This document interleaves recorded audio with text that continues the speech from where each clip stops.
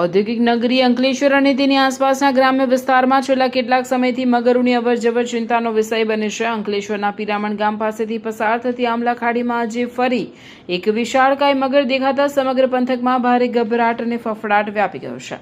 સ્થાનિક રહીશોના જણાવ્યા અનુસાર આ અગાઉ પણ આ જ સ્થળે અનેકવાર મગર દેખાઈ ચૂક્યો છે, જે દર્શાવે છે કે આ વિસ્તાર હવે મગરોનું કાયમી આશ્રય સ્થાન બની રહ્યો છે।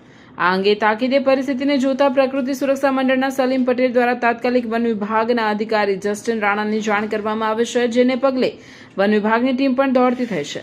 પિરામણ ગામ પાસે ખાડીમાં મગર દેખાવાના રિપોર્ટ બાદ ફોરેસ્ટ ઓફિસર જસ્ટિન રાણાની સૂચનાથી વન વિભાગ એક્શનમાં આવ્યું છે।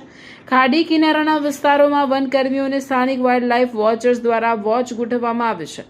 મગર જો માનવ વસાહતો તરફ આગળ વધશે તો તેને પકડવા માટે ખાડી કિનારે બાઇટ સાથેના ખાસ પાંજરા ગોઠવવાની યોજના ઘડાઈ રહી છે। વન વિભાગ દ્વારા પિરામણ છાપરાની ખાડી કિનારે રહેતા લોકોને રાત્રિના સમયે ખાડી કિનારે ન જવા, પશુઓને ખુલ્લા ન છોડવા અને સાવચેતી રાખવા તાકીદ કરવામાં આવે છે। સ્થાનિક રહીશોની માંગ છે કે ચોમાસું માથે છે ત્યારે વન વિભાગ માત્ર મગર દેખાય ત્યારે જ નહીં, પરંતુ કાયમી ધોરણે ખાડી કિનારે ફેન્સિંગ કરે, જેથી મગરો ગામમાં ઘૂસી ન શકે અને કોઈ મોટી જાનહાનિ ટળી શકે।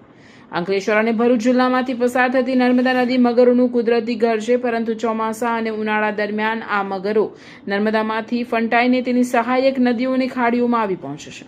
નર્મદા નદીમાં મગરોની વસ્તી ખૂબ વધારે છે। જ્યારે પણ નર્મદામાં પૂર આવે છે અથવા પાણીનું સ્તર વધઘટ થાય છે, ત્યારે મગરો તેના સોર્સ સાથે જોડાયેલી સહાયક નદીઓ જેમ કે અમરાવતી નદી અને આમલા ખાડી તરફ વળી જાય છે।